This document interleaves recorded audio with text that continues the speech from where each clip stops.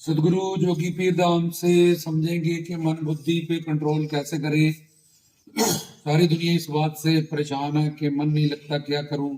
मन को बड़ा समझाया, जब थोड़े दिन तो सात्विक गुण जब आते हैं तो मन बड़ा ठीक ठीक साधना करता है, प्रवचन सत्संग श्रद्धा निष्ठा ये सब कुछ दिखाता है। लेकिन प्रारब्ध के उलट होता ही रज तम सत, जब ये त्रिगुणात्मक माया हमारे अंदर बदलती रहती है तो यही मन हमारा उचाट होता है, डामाडोल होता है। हमें सत्संग प्रवचन कीर्तन जितनी स्पीड से हम चल रहे होते हैं उससे हमें गिरा देता है। जहाँ गुरुओं पीरों संतों पंथों फकीरों की बातों पे सत्संग प्रवचन सुनने के बाद भी हम डामाडोल ही रहते हैं, बार बार अपना मूड ऑफ करते हैं छोटी छोटी बातों से लेके। तो ये मन बुद्धि एक मशीन है जो भगवान ने हमेशा काम करती रहती है। मन की दूसरी स्टेज बुद्धि है। मन का काम है संकल्प विकल्प करना और बुद्धि का काम है निर्णय करना। जैसे पहले आंख ने किसी को देखा तो वो लड़का है कि लड़की है, मन दोनों चीजों को खड़ा कर देगा। तो बुद्धि देखेगी कि इसकी मुच्छें हैं, इसने पैंट कमीज पहना है, हाँ ये लड़का है, जहाँ ये लड़की है। तो बुद्धि ने निर्णय किया। तो गीता में कृष्ण जी अर्जुन को समझाते हैं कि ये जो घोड़े रथ में लगे हैं ये ज्ञान इंद्रियां, जैसे कि आंख कान नासिका और त्वचा मतलब चमड़ी, जो हमें शब्द स्पर्श रूप रस सुगंध इन पांचों का ज्ञान देती है। ये क्या ज्ञान इंद्रियां, जिसमें कि आंख कान नासिका जीवा और चमड़ी। तो ये ज्ञान इंद्रियां हमें ज्ञान प्रदान करती हैं। दो हाथ दो पैर एक जीवा कर्म इंद्रियां भी हैं इस शरीर में।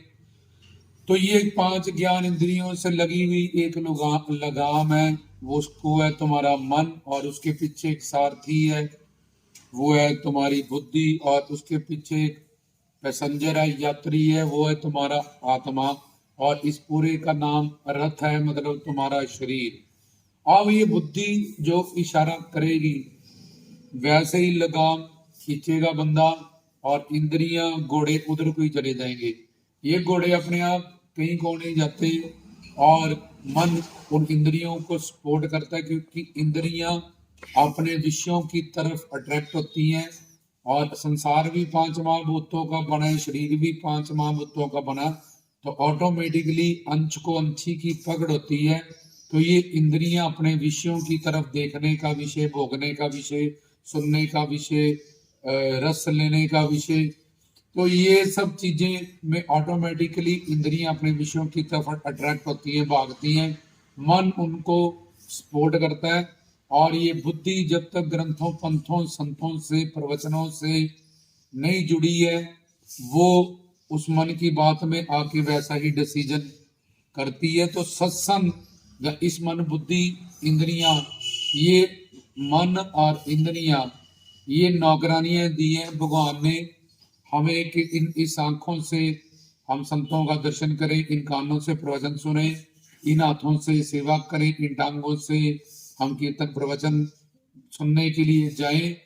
तो ये इंद्रियां और ये मन ये दोनों हमारा नौकर था। हमें भगवान की दुनिया का रस पाने के लिए उपभोग करने के लिए मिला था, और संसार में ये रोटी कपड़ा मकान के लिए इसका उपयोग करने के लिए भगवान ने कहा था। भगवान ने सृष्टि बनाने से पहले ग्रंथ बनाए कि बंदे 84 लाख योनियों से निकलना है तो ये फार्मूला है, अगर सुख शांति प्रेम आनंद चाहिए तो ऐसे ऐसे कर लेना, सही गुरु बना के सही साधना सही ज्ञान प्राप्त करके।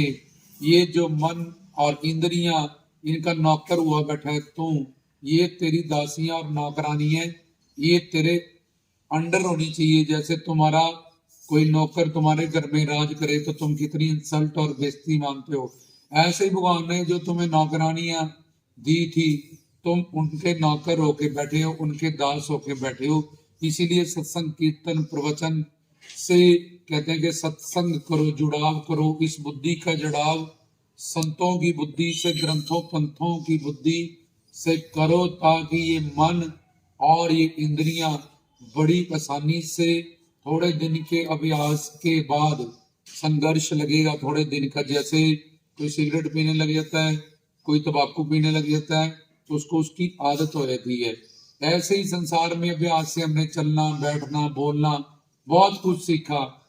ऐसे ही यहाँ अपनी बुद्धि को गुरु की बुद्धि से जोड़ने से, सत्संग करने से, प्रवचन सुनने से हम इस मन और इंद्रियों को बड़ी आसानी से कंट्रोल कर सकते हैं, इनको अपने अधीन कर सकते हैं, इन पे हम अपनी हुकूमत जमा सकते हैं।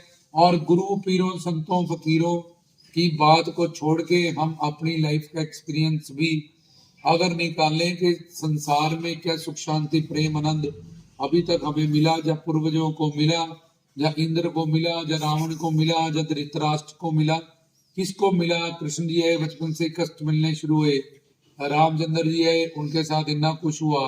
गुरु लोग आए, उनके साथ इतना कुछ हुआ। मसीह लोग आए, उनके साथ इतना कुछ हुआ। और मेरा प्रैक्टिकल पीढ़ी दर पीढ़ी किसी को सुख शांति प्रेम आनंद प्राप्त नहीं हुआ, चाहे संसार के कितने भी बड़े बड़े वैभव उनको प्राप्त हो गए हो, लेकिन शांति सुख आनंद प्रेम ये प्राप्त नहीं कर पाए हो। तो और मैं यही चीजों को सोच रहा हूँ, मुझे मिल जाएंगी, उसको नहीं मिली।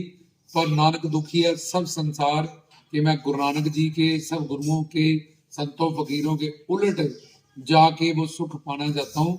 तो संसार उपयोग करने के लिए मिला है। और सेवक सिमरन कीर्तन सदगुरुओं संतों का शब्द स्पर्श रूप रस सुगंध इसका उपभोग करने को हमें कहा गया।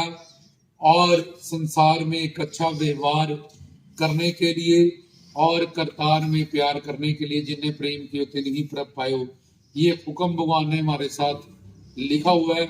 लेकिन हम इसके उलट चल रहे हैं तो एक तो सुख शांति प्रेम आनंद प्राप्त नहीं होगा, और हमेशा के लिए हम अपनी मन और इंद्रियों के ही दास और नौकर बन के रह जाएंगे। और ये मानव चोला और ये गोल्डन अपॉर्चुनिटी हमारे हाथ से निकल जाएगी। ऐसे ही गुरु का सत्संग कीर्तन प्रवचन और खुद अपना प्रैक्टिकली एक्सपीरियंस जान के अपने जीवन का कि संसार में अगर कुछ मिला भी था सुख तो वो भी दुख में बदल गया। संसार के सब जगदा आनंद है जो उसमें दुख का मिश्रण है। थोड़ी देर तो वो सुख देते हैं, फिर बाद में वो धीरे धीरे कम होते हैं, फिर उल्टा दुख मिलने लगता है। तो प्रैक्टिकली ये बात सबके जीवन में सिद्ध रहती है। और मैं अपनी बुद्धि का जो अहंकार है एक कि मैं संसार में सुख शांति प्रेम आनंद पाके रहूंगा, मुझे नहीं मिला उसको मिला होगा, मेरे से आगे जो बैठे हैं बड़े बड़े डेजिग्नेशन पे उनको मिला हुआ, मेरा पति नहीं अच्छा उसका अच्छा, मेरी पत्नी नहीं अच्छी उसकी अच्छी होगी, मैं यहाँ नहीं वहां पहुंच जाऊं तो मिल जाएगा। तो ये सब भ्रम है।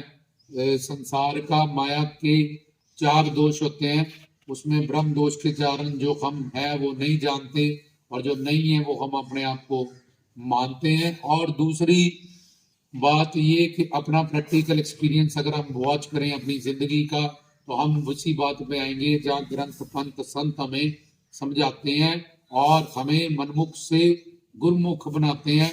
और गुरमुख की बुद्धि का सत्संग गुरु से एकत्व हो जाता है, इसलिए मन और ये इंद्रियां उस पर कभी हावी नहीं होते।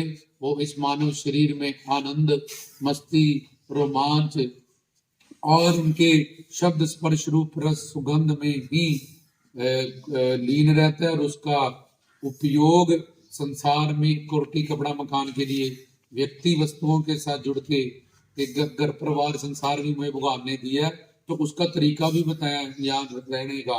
तो मैं उस तरीके से चलूं और कहाँ उपभोग करना है कहाँ उपयोग करना है, यहाँ जो वो उल्टा चला हुआ है, और कहाँ उसको प्यार करना है कहाँ उसको व्यवहार करना है, ये सब कुछ वो ज्ञान पाके समझ लेता है।